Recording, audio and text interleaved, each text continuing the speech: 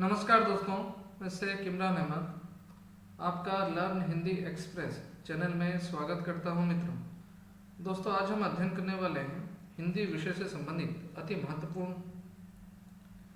विषय से संबंधित प्रश्नोत्तर को आज हम अभ्यास करेंगे।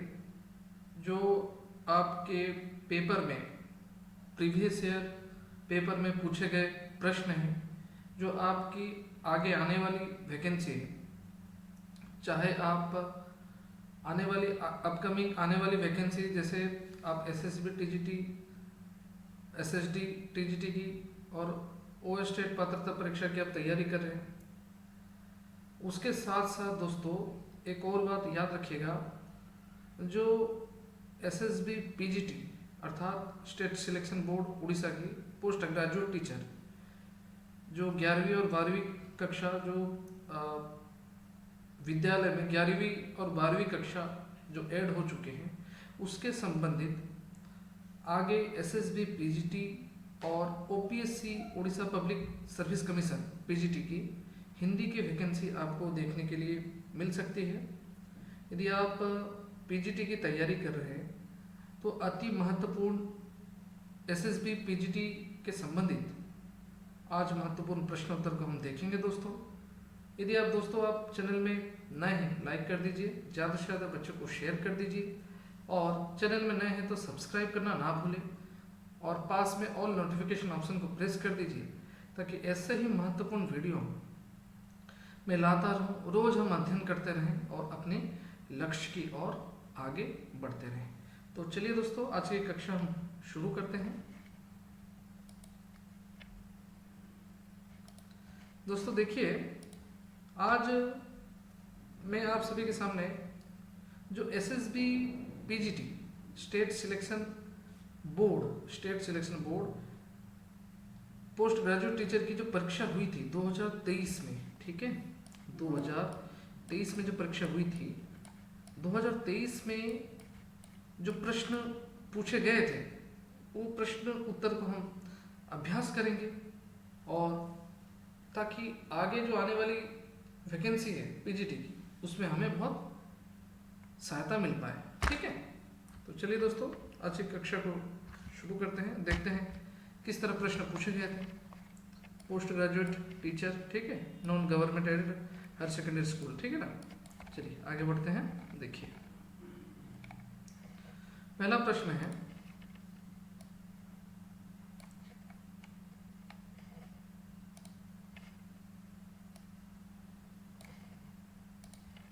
देखिए पहला प्रश्न क्या पूछा गया है। प्रत्येक देश का साहित्य वहाँ की जनता की चित्त वृत्ति का संचित प्रतिबिंब होता है, यह किस विद्वान का कथन है।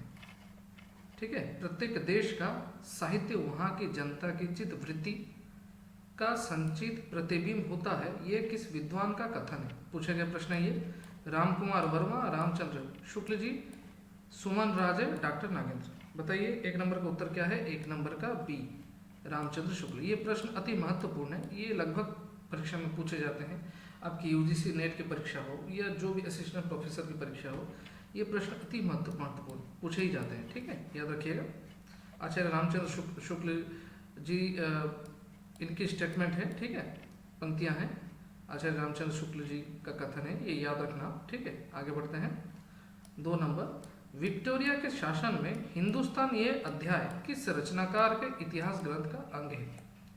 विक्टोरिया के शासन में हिंदुस्तान यह अध्याय किस रचनाकार के इतिहास ग्रंथ का अंग है। गार्ग्स दासी, मिश्र बंधु विनोद, ग्रियर्सन या हजारी प्रसाद द्विवेदी। 2 नंबर का उत्तर क्या है। 2 नंबर का है ग्रियर्सन है उत्तर। आगे, कुमारपाल प्रतिबोध किसकी रचना है। कुमारपाल प्रतिबोध किसकी रचना है, याद रखना है। किन की है। सोमप्रभ सूरी जी की रचना है। ठीक है। पृथ्वीराज रासों में कितने सर्ग समय है। अति महत्वपूर्ण प्रश्न 69। ये लगभग परीक्षा में पूछे जाते हैं, इंपॉर्टेंट लिख रहा हूँ मैं यहाँ पर। ठीक है, ये लगभग परीक्षा में, यूजीसी नेट की परीक्षा हो, असिस्टेंट प्रोफेसर की परीक्षा हो, लगभग परीक्षा में पूछे जाते हैं।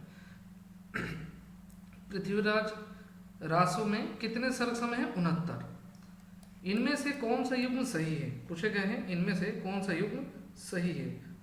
स्टेटमेंट बेस्ड मतलब प्रश्न भी जैसे यूजीसी नेट परीक्षा में आते हैं तो स्टेटमेंट बेस्ड प्रश्न भी पूछे जाते हैं। इनमें से कौन सा युग्म सही है, यहाँ पे युग्म सही है पूछा गया है। किन का युग्म सही है, किन्होंने लिखा है, याद रखना है। परमाल रासो नरपति नाला, यहाँ पर बरपति नाला लिखा गया है, ठीक है। परमाल रासो बरपति नाला लिखा गया है, यहाँ पर बरपति नरपति है, ठीक है, नरपति नाला होना चाहिए। 5 नंबर का उत्तर है नहीं माफ करना, ये गलत बता दिया मैं, हाँ नरपति नाला है लेकिन यहाँ पर बरपति नाला इसने गलत दिया है, ठीक है, ये गलत है, याद रखना। इनमें से कौन सा युग्म सही है पूछ रहा है, तो याद रखिएगा आप 5 का होगा सी, रणमल छंद श्रीधर ने लिखा है, ठीक है, रणमल छंद श्रीधर ने लिखा है। तो 5 का हो जाएगा सी, ठीक है। 6 नंबर का भी देखिए, धर्म का प्रभाव कर्म ज्ञान और भक्ति इन 3 धाराओं में चलता है। इन तीनों के सामंजस्य से पूर्ण सजीव दशा में रहता है। ये कथन किसका है? प्रश्नों को ध्यान पूर्वक देखिए और समझने का प्रयास कीजिए, ठीक है। धर्म का प्रभाव कर्म ज्ञान और भक्ति इन 3 धारणाओं में चलता है। इन तीनों के सामंजस्य से पूर्ण सजीव दशा में रहता है। यह कथन किसका है? 6 नंबर का उत्तर क्या होगा? रामचंद्र शुक्ल जी, आचार्य रामचंद्र शुक्ल जी का है, ठीक है। 7 नंबर, छत्रसाल के गुरु कौन थे? छत्रसाल के गुरु कौन थे? छत्रसाल के गुरु याद रखना अक्षर अनन्य थे, ठीक है। आगे बढ़ते हैं, 8 नंबर देखिए, कबीरदास की मृत्यु कहाँ हुई? देखिए ये तो कवि परिचय से संबंधित मैंने बताया था आपको क्लास में, कवि परिचय से संबंधित लगभग परीक्षा में पूछे जाते हैं। देखिए यहाँ पर कबीरदास जी की मृत्यु के बारे में इसने पूछा है, कहाँ पर? मगहर। मगहर कहाँ पर? उत्तर प्रदेश में जो है, ठीक है। 8 नंबर का होगा ए उत्तर। 9 नंबर का बताइए, विशिष्ट द्वैतवाद के संस्थापक कौन है? विशिष्ट द्वैतवाद के संस्थापक कौन है? रामानुजाचार्य। लगभग ये सबसे भी प्रश्न पूछे जाते हैं, शुद्धाद्वैतवाद, विशिष्ट द्वैतवाद, अद्वैतवाद, ठीक है ना। तो यहाँ पर पूछे गए प्रश्न है विशिष्ट द्वैतवाद के संस्थापक रामानुजाचार्य है। 9 नंबर का सी। आगे बढ़ते हैं, 10 नंबर प्रश्न का उत्तर ध्यान पूर्वक दीजिएगा, ठीक है। सूफी प्रेमाख्यान काव्य परंपरा में आराध्य को किस रूप में देखा गया है? सूफी प्रेमाख्यान काव्य परंपरा में आराध्य को किस रूप में देखा गया है? 10 नंबर पूछे गए हैं प्रेमिका के रूप में। 10 नंबर का उत्तर क्या होगा? डी, प्रेमिका के रूप में। 11 नंबर, हृदय राम की शाखा के रचनाकार थे। हृदय राम की शाखा के रचनाकार थे, याद रखना। 11 नंबर का उत्तर क्या है? राम भक्ति शाखा के रचनाकार थे, ठीक है। आगे बढ़ते हैं, 12 नंबर प्रश्न का उत्तर दीजिएगा, रसराज किसकी रचना है? रसराज मतीराम। ये अति महत्वपूर्ण प्रश्न है, लगभग परीक्षा में यूजीसी नेट की हो जाए परीक्षा या प्रोफेसर, असिस्टेंट प्रोफेसर, पीजीटी, लगभग परीक्षा में पूछे जाते हैं। रसराज किसकी रचना है? मतीराम की रचना है, ठीक है, याद रखिएगा, मतीराम की रचना है। आगे बढ़ते हैं, अभी देखिए, जन्म काल के अनुसार हमें क्रम सजाना है, पहले कौन से कवि या लेखक आएंगे, उसके बाद कौन आएंगे, ठीक है, ये प्रश्न पूछे गए। ये 13 नंबर का यदि क्रम हम देखें तो कौन सा सही है? पहले भारतेंदु जी, उसके बाद बद्रीनारायण चौधरी, उसके बाद प्रताप नारायण मिश्र, उसके बाद राधा चरण गोस्वामी। ये स्टेटमेंट सही है, ठीक है, जन्मकाल के अनुसार ये स्टेटमेंट सही है। आगे बढ़ते हैं, 14 नंबर प्रश्न का उत्तर दीजिए, हिंदी नई चाल में ढली यह वक्तव्य भारतेंदु की किस पुस्तक में लिखा गया है? हिंदी नई चाल में ढली यह वक्तव्य भारतेंदु की किस पुस्तक में लिखा गया है? 14 नंबर प्रश्न का उत्तर क्या होगा? कालचक्र, ठीक है। आगे, महावीर प्रसाद द्विवेदी ने सरस्वती पत्रिका का संपादन किस वर्ष आरंभ किया? 15 नंबर का उत्तर क्या होगा? सन 1903 ईस्वी में आरंभ किया, ठीक है। आगे बढ़ते हैं। निरालाकृत राम के शक्ति पूजा का आधार ग्रंथ कौन सा है? निरालाकृत राम के शक्ति पूजा का आधार ग्रंथ कौन सा है? 16 नंबर का उत्तर क्या होगा? कृत्तिवास कृत रामायण। कृत्तिवास कृत रामायण, ये अति महत्वपूर्ण प्रश्न है, ये लगभग परीक्षा में पूछे जाते हैं। ठीक है, आगे 17 नंबर, दीपक के जलने में आली, फिर भी है जीवन की लाली, किंतु पतंग भाग्य लिपि काली, किसका वश चलता है? ये पंक्तियां किस कवि द्वारा रचित है? 17 नंबर का उत्तर क्या होगा? मैथिली शरण गुप्त जी के द्वारा रचित है। ठीक है, आगे 18 नंबर ध्यानपूर्वक देखिए।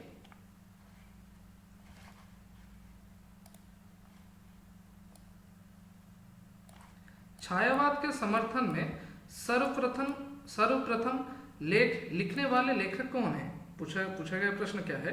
ये प्रश्न पूछा गया है, ध्यानपूर्वक दीजिएगा।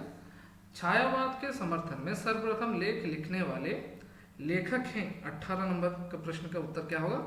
मुकुटधर पांडे।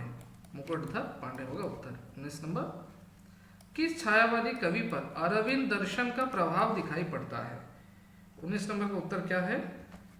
किस छायावादी कवि पर अरविंद दर्शन का प्रभाव दिखाई पड़ता है? 19 नंबर का उत्तर होगा सुमित्रानंदन पंत जी। सुमित्रानंदन पंत। 19 नंबर का उत्तर क्या है? ए है उत्तर, सुमित्रानंदन पंत। एक मिनट रुकिए मित्रों।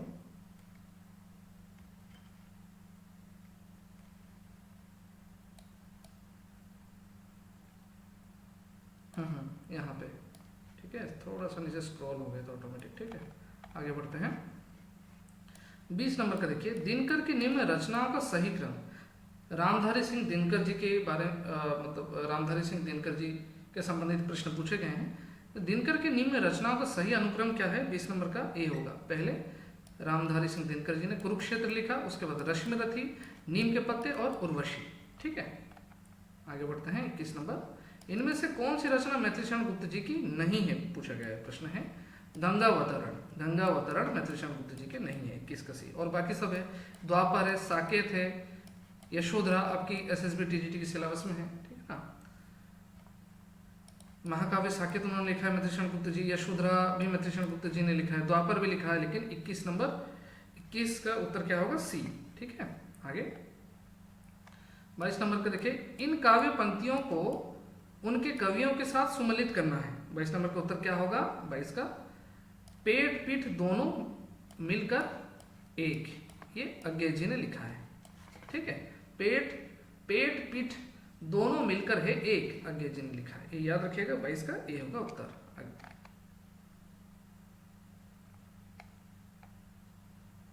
22 नंबर का ए। माफ करना, यहाँ गलती होगी, माफ करना। मुझे लगा यहाँ पे नीचे क्रमांक, इसने यहाँ पे नीचे क्रमांक दिया गया है। ठीक है, क्रमांक देखते हैं हम। 22 का ए है तो मतलब ए मैंने लगा दिया। ठीक है, देखिए 22 का ए अर्थात यहाँ पे नीचे है। ठीक है, क्योंकि यहाँ पे पूछे गए प्रश्न क्या है? इन काव्य पंक्तियों को उनके कवियों के साथ सुमेलित करना है। ठीक है, तो इसके यदि हम उत्तर देखें मित्रों, 22 का ए अर्थात यहाँ पर ए, देखिए ए पहले क्या है? पेट पीठ दोनों मिलकर है एक, किन्होंने लिखा है? निराला जी ने लिखा है। ठीक है, उसके बाद एक आदमी रोटी बेलता है, ये धूमिल सुदामा पांडे धूमिल ने लिखा है। ठीक है, एक आदमी रोटी बेलता है, धूमिल जी ने लिखा है। उसके बाद यदि आप देखें, अब अभिव्यक्ति के सारे खतरे उठाने ही होंगे, इसका आपका सी का होगा क्या? मुक्तिबोध जी ने लिखा है। ठीक है, उसके बाद सांप तुम सभ्य तो हुए नहीं, अज्ञे जी ने लिखा है।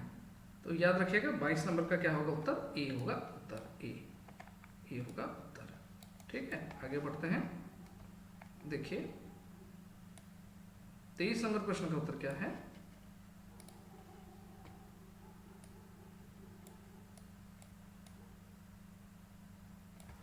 प्रगतिशील लेखक संघ के 1936 लखनऊ अधिवेशन की अध्यक्षता किसने की थी? 23 नंबर का उत्तर क्या होगा? मुंशी प्रेमचंद जी ने की थी, बी होगा उत्तर। आगे बढ़ते हैं। नई कविता पत्रिका का संपादन 1954 ईस्वी में किस कवि द्वारा आरंभ किया गया था? 24 नंबर का उत्तर क्या होगा? जगदीश गुप्त जी के द्वारा आरंभ किया गया था। ठीक है, आगे बढ़ते हैं। 25 नंबर का देखिए, हिंदी भाषा की प्रथम पत्रिका किसे माना जाता है? हिंदी भाषा की प्रथम पत्रिका किसे माना जाता है? उद्दत मार्तंड। अति महत्वपूर्ण, लगभग परीक्षा में पूछे जाता है, याद रखिएगा। उद्दत मार्तंड हिंदी भाषा की प्रथम पत्रिका उद्दंत मार्तंड को माना जाता है। आगे, कबीर वचनावली का संपादन किसने किया था? 26 नंबर का उत्तर क्या होगा? 26 नंबर का उत्तर बी होगा, अयोध्या सिंह उपाध्याय। अयोध्या सिंह उपाध्याय इसका उत्तर। आगे, गोसाई चरित्र के लेखक हैं। गोसाई चरित्र के लेखक कौन है? बेनी माधव है। आगे, मधुबन तुम कत रहत हरे, बिरहा बियो श्याम सुंदर के ठाड़े, क्यों ना जरे, ये काव्य पंक्ति किसकी है? 28 नंबर का उत्तर दीजिए, क्या होगा? सूरदास जी की। याद रखना, सूरदास जी की। मधुबन तुम कत रहत हरे, बिरहा बियो श्याम सुंदर के ठाड़े, क्यों ना जरे, ये काव्य सूरदास जी की है।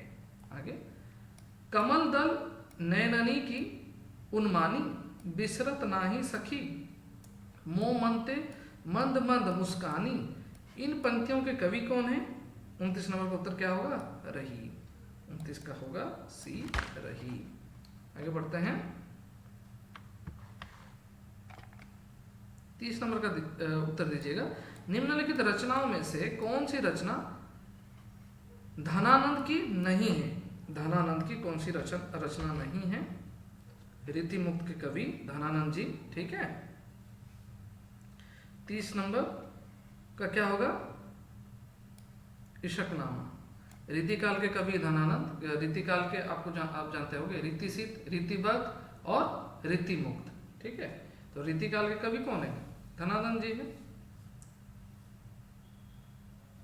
अभी 30 नंबर का उत्तर आप बताइए क्या होगा? इशकनामा। निम्नलिखित रचनाओं में से कौन सी रचना धनानंद की नहीं है? इशकनामा धनानंद की। ठीक है, 30 नंबर का ए। आगे बढ़ते हैं। बिहारी लाल किस राजा के दरबारी कवि थे? अभी कमेंट बॉक्स में आप बताइए, जो बिहारी लाल हैं इनके जन्म कौन सी ईस्वी में हुई है और निधन कौन सी ईस्वी में हुई है, या बताइएगा। बिहारी लाल भी रीतिकाल के कवि, रीतिकाल में कौन से कवि? रीतिसित के कवि हैं, ये याद रखिएगा। ठीक है, 31 नंबर का उत्तर क्या होगा? 31 का होगा बी, महाराजा जय सिंह। बिहारी लाल किस राजा के दरबारी कवि थे? महाराजा जय सिंह। आगे 32 नंबर बताइएगा, बिहारी बिहार के लेखक कौन है? बिहारी बिहार के लेखक कौन है? 32 नंबर का क्या होगा? पंडित अंबिकादत्त व्यास जी। 32 का बी होगा उत्तर। आगे बढ़ते हैं। किस आलोचक ने कबीर की भाषा को पंचमेल खिचड़ी कहा है? अति महत्वपूर्ण प्रश्न, लगभग परीक्षा में पूछे जाते हैं। श्याम सुंदर दास जी, इंपोर्टेंट लिख रहा हूं मैं, श्याम सुंदर दास जी। ठीक है, आगे बढ़ते हैं। इनमें से कौन सी रचना तुलसीदास की नहीं है?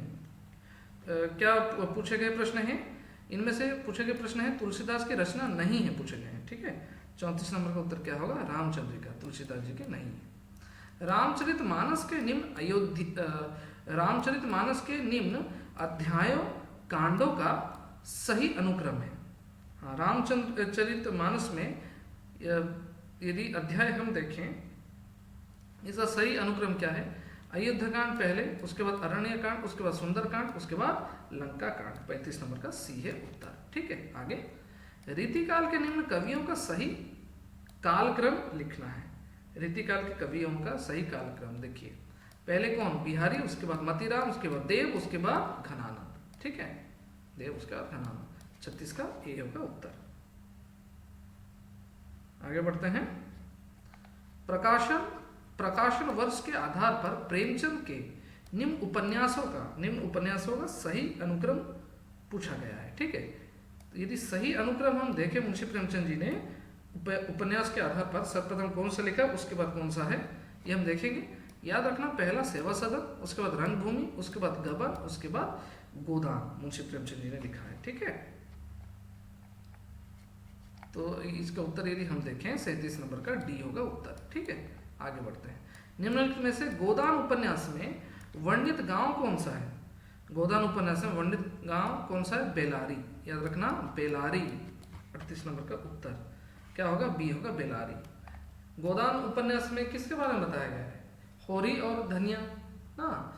ऐसे कृषक की संघर्ष के बारे में मुंशी प्रेमचंद जी ने दर्शाया है, जिसकी जीवन संपूर्ण रूप में संघर्ष में हो गया होरी का, क्योंकि जो गाय, होरी चाहता था मतलब उसके पास गाय हो, लेकिन संपूर्ण संघर्ष मतलब जो होरी जो व्यक्ति है मतलब जमींदार से उसने उधार ली थी, लेकिन वो उधार उसने चुका नहीं पाया। और जमींदार ये पूंजीवादी वर्ग के लोग किस तरह शोषण करते हैं, कृषक के संघर्ष के बारे में मुंशी प्रेमचंद जी ने इस उपन्यास में दर्शाया है। आगे बढ़ते हैं। जब दूसरे के पांव तले अपनी गर्दन दबी हुई है तो उन पांव को सहलाने में ही कुशल है। मैं ये कथन किसका है? 39 नंबर का प्रश्न क्या होगा? होरी। होरी 39 का ए, होरी। मैला आंचल कब लिखा गया? किनके द्वारा लिखी गई है? फणेश्वर नाथ रेणु जी के द्वारा 1954 ईस्वी में। मैला आंचल 1954 ईस्वी में लिखा गया। आगे बढ़ते हैं हम लोग। देखिए, मैला आंचल उपन्यास का पात्र नहीं है। यहाँ क्या पूछा गया है? मैला आंचल उपन्यास का पात्र नहीं है। 41 का क्या होगा? डी होगा, जयदेव पुरी। डॉक्टर प्रशांत, बालदेव, कमली ये मैला आंचल के पात्र है, लेकिन जयदेव पुरी मैला आंचल वो जो उपन्यास है मैला आंचल का, ये कोई कैरेक्टर ही नहीं है, इसमें पात्र ही नहीं है। ठीक है, आगे बढ़ते हैं। 42 नंबर का बताइएगा। वर्तमान शिक्षा पद्धति रास्ते में पड़ी हुई कुतिया है जिसे कोई भी लात मार सकता है, किस उपन्यास में कहा गया है? 42 नंबर का प्रश्न क्या है? राग दरबारी। राग दरबारी मतलब देखिए, जो लेखक हैं उन्होंने ये चीजें जो पंक्तियां लिखी हैं मतलब शिक्षा पद्धति के बारे में उन्होंने बताया। ठीक है ना, मतलब कितनी शर्मसार है।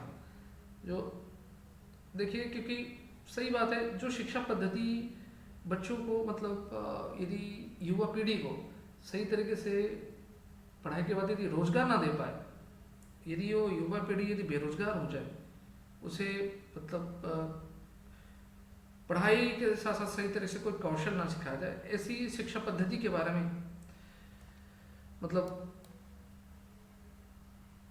क्या बताया जाए। ठीक है ना।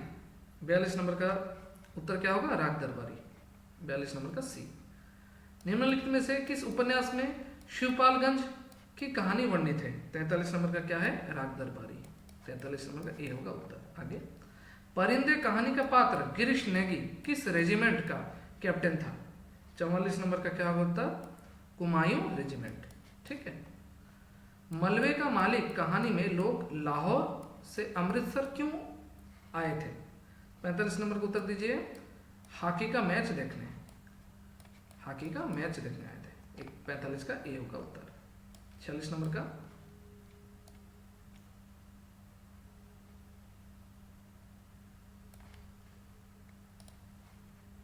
किसी संबंध से बचने के लिए अभाव जितना बड़ा कारण होता है, अभाव की पूर्ति उससे बड़ा कारण बन जाती है। आषाढ़ का एक दिन में ये कथन किसका है? 46 नंबर का प्रश्न बताइए।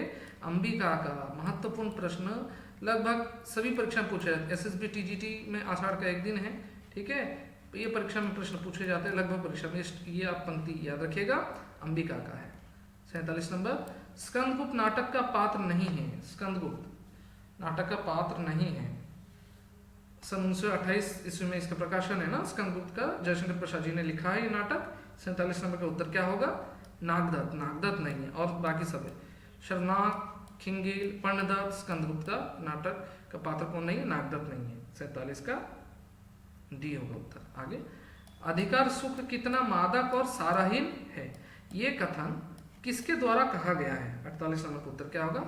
स्कंदगुप्त। अधिकार सुख कितना मादक और साराहीन है, ये कथन किसके द्वारा कहा गया? क्योंकि जो स्कंदगुप्त है ये सच्चा योद्धा, वीर और ये साहसी योद्धा था। स्कंदगुप्त ये किससे प्रेम करता था? देवसेना से प्रेम करता था ना। आगे बढ़ते हैं।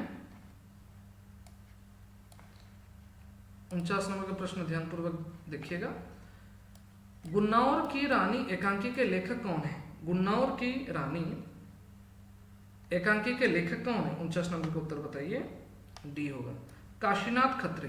काशीनाथ खत्री। आगे बढ़ते हैं। 50 नंबर का बताइए।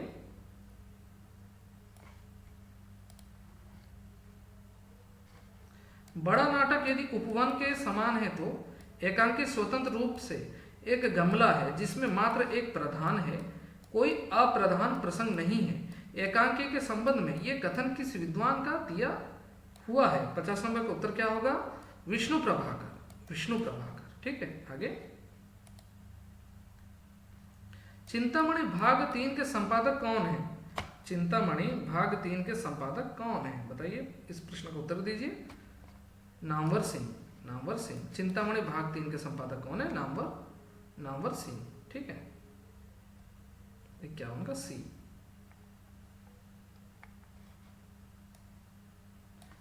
निम्न में से कौन सा निबंध रामचंद्र शुक्ल का नहीं है? आचार्य रामचंद्र शुक्ल जी का निबंध ही नहीं है, बताया गया है मनुष्य ही साहित्य का लक्ष्य है। 52 का होगा बी, मनुष्य ही साहित्य का लक्ष्य है। आगे। अशोक के फूल को सबसे अधिक सम्मान किस कवि से मिला? अशोक के फूल को सबसे अधिक सम्मान किस कवि से मिला? 53 नंबर का उत्तर बताइए क्या होगा? 53 नंबर का है कालिदास। कालिदास। 53 का ए होगा उत्तर। ठीक है, आगे। अशोक के फूल निबंध का प्रकाशन वर्ष है। अशोक के फूल निबंध का प्रकाशन वर्ष कब है? 54 नंबर का, 54 का बी, 1948 ईस्वी। आगे। निम्न में से कौन सा अध्याय दूसरी परंपरा की खोज में नहीं है? निम्न में से कौन सी अध्याय दूसरी परंपरा की खोज में नहीं है? 55 का उत्तर क्या होगा मित्रों? 55 का होगा सी, भारतीय संस्कृति और यूरोप। भारतीय संस्कृति और यूरोप। आगे। दूसरी परंपरा की खोज में वर्णित रूस की चिट्ठी के लेखक कौन है? दूसरी परंपरा में वर्णित रूस की चिट्ठी के लेखक कौन है? 56 नंबर का उत्तर क्या होगा दोस्तों? रविंद्रनाथ ठाकुर। 56 का सी होगा। ठीक है, आगे बढ़ते हैं।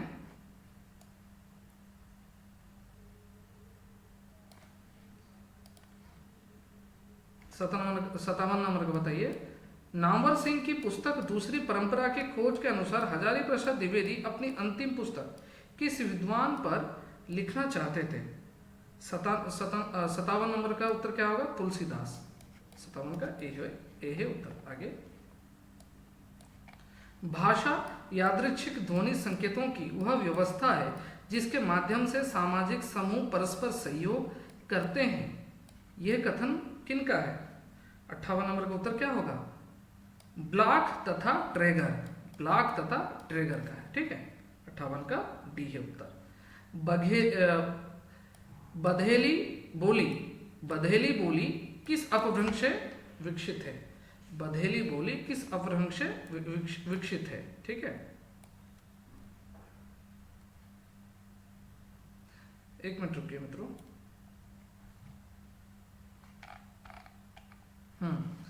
बधेली बोली किस अपभ्रंश से विकसित हुई है?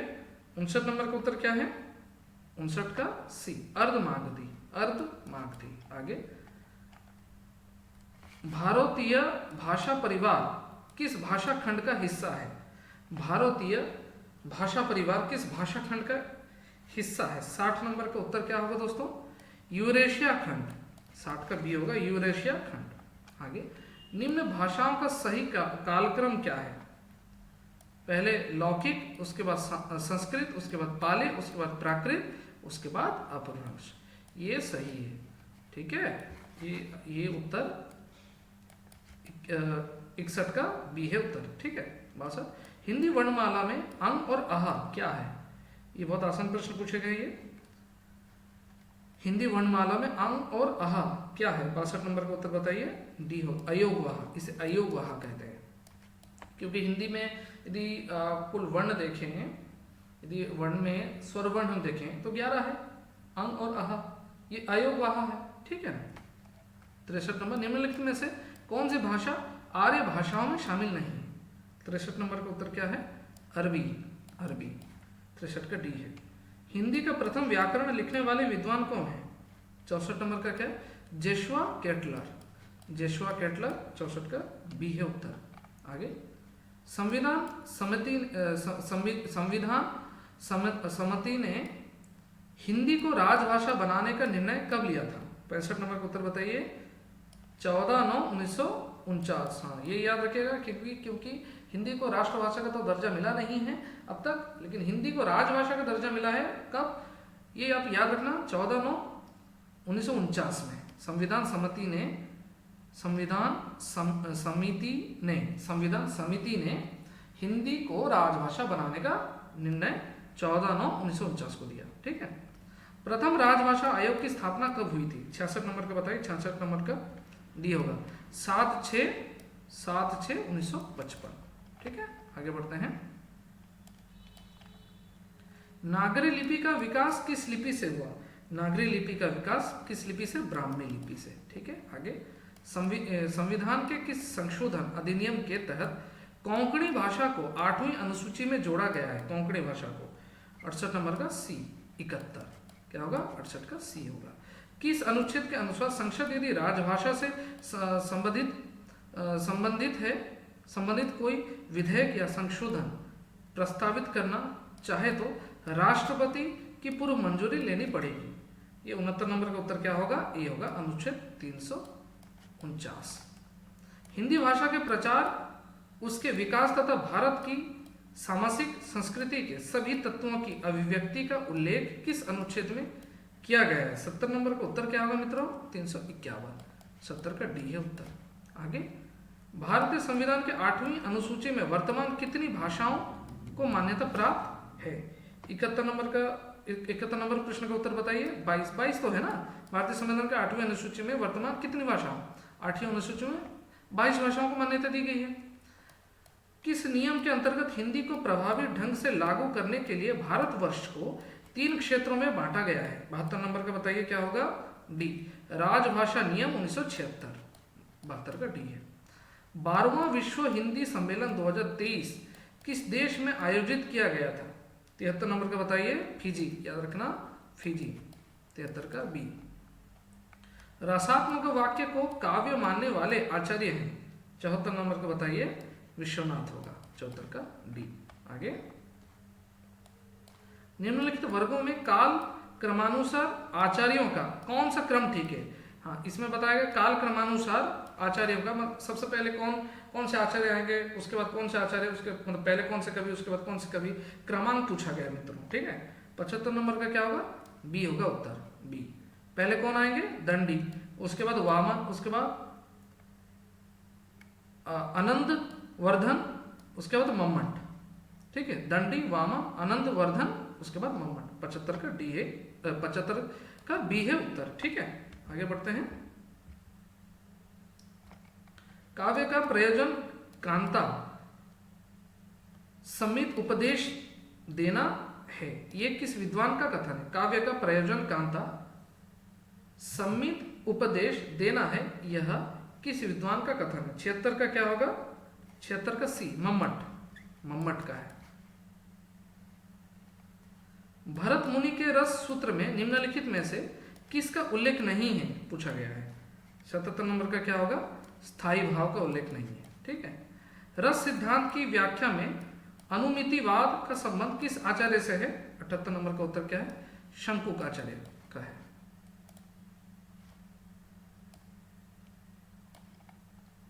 काव्य ग्राह्य मलंकारत ये कथन है। काव्यं ग्राह्य मलंकारत ये कथन है। 79 का बताइए। वामन का है, वामन। 79 का सी। काव्य की आत्मा ध्वनि है, काव्यात्मा ध्वनि, यह किस विद्वान का कथन है? 80 नंबर का उत्तर क्या है? बी आनंद वर्धन। ये महत्वपूर्ण है, ये लगभग परीक्षा में पूछे गए। ठीक है, याद रखिएगा। गुलामी मृत्यु से भी भयावह है, ये कथन है। 81 नंबर का उत्तर क्या होगा?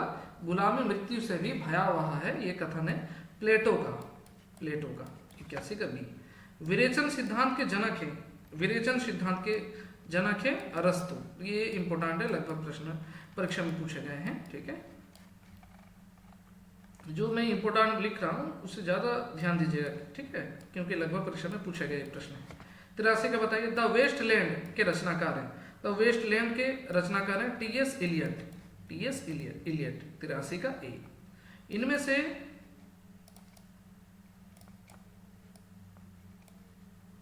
इनमें से कौन सी रचना आईए रिचर्ड्स की नहीं है? 84 का उत्तर क्या होगा? Church and state. Church and state.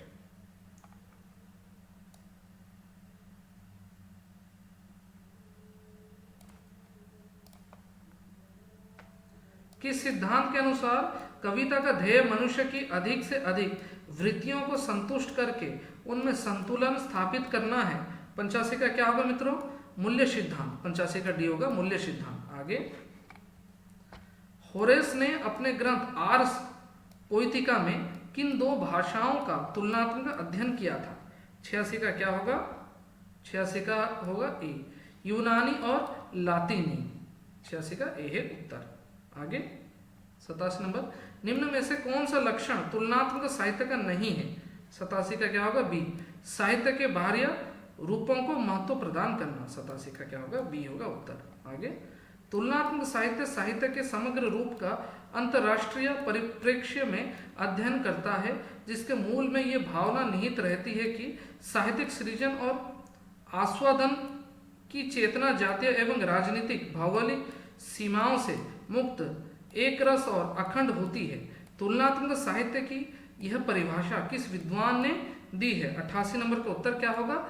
Renee वेलक। Renee वेलक। 88 का बी है उत्तर। आगे 89 का देखिए, किसे बांग्ला भाषा में रचना करने वाला यूरोपीय कवि कहा जाता है? 89 का उत्तर क्या है? रविंद्र ठाकुर। रविंद्र ठाकुर, यह अति महत्वपूर्ण प्रश्न है। ठीक है, किसे बांग्ला भाषा में रचना करने वाला यूरोपीय? बांग्ला भाषा में साहित्य जिन्होंने लिखा, रविंद्र ठाकुर। ठीक है, रविंद्र ठाकुर जी को रविंद्रनाथ टैगोर भी कहते हैं। ठीक है ना। 89 का उत्तर क्या होगा? डी। आगे, मूल भाषा की पाठ्य सामग्री के भावों की रक्षा करते हुए उसे दूसरी भाषा में बदल देना अनुवाद है। अनुवाद की यह परिभाषा किस विद्वान ने दी है? 90 नंबर का उत्तर क्या होगा? Samuel Johnson. 90 का सी है उत्तर। आगे, जिस भाषा में अनुवाद किया जाता है उसे क्या कहते हैं? 91 का उत्तर क्या होगा? लक्ष्य भाषा। लक्ष्य भाषा। आगे 92 देखिए, इनमें से किसका संबंध अनुवाद के क्षेत्र से है? समतुल्यता। समतुल्यता। 92 का ये होगा उत्तर। आगे, मुक्तिबोध की आत्मकथा कृति के लेखक है। मुक्तिबोध की आत्मकथा कृति के लेखक है। 93 का बताइए मित्रों, क्या होगा उत्तर? विष्णु चंद्र शर्मा। विष्णु चंद्र शर्मा। 93 का बी है उत्तर। ठीक है। आगे, रेखाएं बोल उठी कृति के रचनाकार हैं। रेखाएं बोल उठी कृति के रचनाकार है। 94 का उत्तर क्या है? बी, देवेंद्र सत्यार्थी। देवेंद्र सत्यार्थी। झोपड़ी से राजभवन तक के लेखक कौन है? झोपड़ी से राजभवन तक लेखक है माता प्रसाद। 95 का डी होगा उत्तर। ठीक है। आगे, रसीदी टिकट किसकी रचना है? रसीदी टिकट किसकी रचना है? 96 का होगा अमृता प्रीतम। अमृता प्रीतम। इनमें से कौन सी रचना फणीश्वर नाथ रेणु की नहीं है? यहाँ पे पूछे गए। जुलूस रुका है और बाकी है नेपाल क्रांति, एकलव्य के नोट्स, ऋण जल, धन जल, ये सब फणीश्वर नाथ रेणु जी की रचना है। लेकिन जुलूस रुका है ये फणीश्वर नाथ रेणु की नहीं है। नहीं पूछा गया है। ठीक है, परीक्षा में हमेशा ध्यान दीजिएगा। नहीं लगभग जो पूछे जाते हैं प्रश्न, बच्चे जो पूछे मतलब पॉजिटिव आंसर को, मतलब सकारात्मक उत्तर को वहां पर चूज करके आ जाते हैं। ठीक है, ये आप ध्यान दीजिएगा। नहीं पूछे गए प्रश्न तो आपको नेगेटिव ही ढूंढना है, नकारात्मक आपको ढूंढना है। ठीक है। आगे देखिए, अति महत्वपूर्ण, ये हमें मतलब याद रखना ही रखना है। कलम का मजदूर के लेखक कौन है? कलम का मजदूर के लेखक कौन है? 98 का यदि पूछा गया है, मदन गोपाल। मदन गोपाल अति महत्वपूर्ण है। ठीक है। इनमें से कौन सी आत्मकथा हरिवंश राय बच्चन की नहीं है? कौन सी आत्मकथा हरिवंश राय बच्चन की नहीं है? यौवन के द्वार पर। यौवन के द्वार पर। इनमें से कौन सी आत्मकथा हरिवंश राय बच्चन की नहीं है? यौवन के द्वार पर। आज का अंतिम प्रश्न है मित्रों, सदाचार का ताबिज व्यंग्य किसकी रचना है? सदाचार की ताबिज व्यंग्य हरिशंकर परशाई। ये अति महत्वपूर्ण है। ये प्रश्न लगभग परीक्षा में पूछे जाते हैं। तो मित्रों, आज हमने एसएसबी पीजीटी की जो परीक्षा हुई थी 2023 वर्ष में, ये प्रश्न पूछे गए थे। और ये परीक्षा 2023 में हुई थी बच्चों। तो मुझे उम्मीद है आज की अति महत्वपूर्ण प्रश्नों के उत्तर हमने अध्ययन किया, जो आपकी आने वाली परीक्षा 2026 में इसी वर्ष आपको आने वाली एसएसबी पीजीटी की वैकेंसी और पीएससी पीजीटी की वैकेंसी देखने के लिए मिल सकती है। तैयारी निरंतर जारी रखिए। हम सिर्फ हिंदी विषय के संबंधित एसएसबी टीजीटी और एसएसडी टीजीटी की तैयारी हम नहीं करेंगे। हम सभी ओपीएससी पीजीटी और एसएसबी पीजीटी या एसएसबी लेक्चरर की भी तैयारी हम करेंगे। ठीक है, तो दोस्तों आज की कक्षा को हम समाप्त करते हैं। यदि आप चैनल में नए हैं तो लाइक करना ना भूलें, सब्सक्राइब कर दीजिए, ज़्यादा से ज़्यादा बच्चों को शेयर कर दीजिए। फिर मिलते हैं नए विषय के साथ। धन्यवाद। जय हिंद, जय भारत, वंदे मातरम।